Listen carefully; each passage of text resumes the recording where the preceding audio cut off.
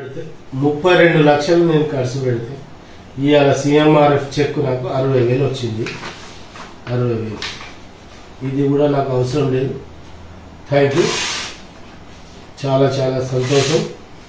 నేను కష్టపడ్డ దానికి, నేను ఇన్ని కొట్లాటలు పెట్టుకున్న దానికి నేను ప్రతిఫలం ఈ 60,000తో నాకు ఒరిగింది ఏం లేదు.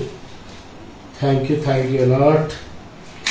నేను 39 లక్షలు నేను సీఎంఆర్ఎఫ్ ఖర్చు ఇచ్చిన ఫైల్ 60,000 రూపాయలు వచ్చింది. 60,000 దీన్ని నేను ఎక్కడ జమ చేసుకోవాలి, ఏం చేసుకోవాలి, అప్పులు తెచ్చి నాకు ఏమి ఇచ్చుకోవాలి, నాకు ఏం అర్థమని తెలియదు. అందుకోసం దీన్ని చింపేసిన. ఓష్ని చెక్కును దాని ఆనవాళ్ళు కూడా తెలియకుండా ఏడికాడికి చింపు పారేసిండు కదా ఈ అన్న.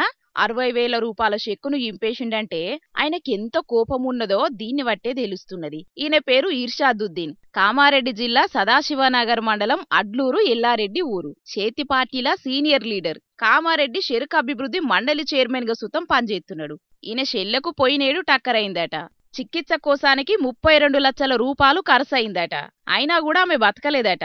ఆమెను బతికించుకునేతందుకు గిన్ని లక్షల అప్పు చేసినా పాయిదా లేకుంటయింది. పోని సర్కారేమన్నా సాయం చేత్తది కావచ్చు, చేసినప్పు తీర్చుకుందామని సీఎం రిలీఫ్ ఫండ్ కోసం దరఖాస్తు పెట్టుకుంటే ఉత్త 60,000 రూపాయలు మాత్రమే మంజూరు చేసేటాళ్లకు బాధ, కోపం అన్ని కలిపి మొత్తానికైతే చెక్కును మొత్తం తుక్కు చింపి పారేసిండు. కాంగ్రెస్ పార్టీ కోసం ఇంత కష్టపడితే ఆఖరుకు మంచి ఫలితమే వచ్చిందనుకుంటా చెక్కును ఎంపిన వీడియోను బయటికి ఇడ్చటాళ్లకు దీని మీద ఇప్పుడు మస్తు చర్చ జరుగుతున్నది.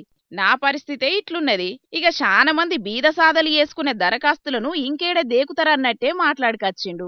చికిత్స కోసానికి పెట్టిన ఖర్చుకు మంజూరు చేసిన పైసలకు ఏమన్నా సంబంధం ఉన్నదా? నెరీగింత అధ్వానంగా ఉంటదా సర్కారు సాయం అని ఈ ముచ్చట తెలిసినోళ్ళు కూడా గరమైతున్నారు. ఇప్పటికైనా సర్కారు సీఎం రిలీఫ్ ఫండ్ నుంచి మంజూరు చేసే సాయం విషయంలో మంచిగా ఆలోచన చెయ్యాలని అంటున్నారు. మరిగా సర్కారు ఏం నిర్ణయం చేస్తుందో చూడాలిగా.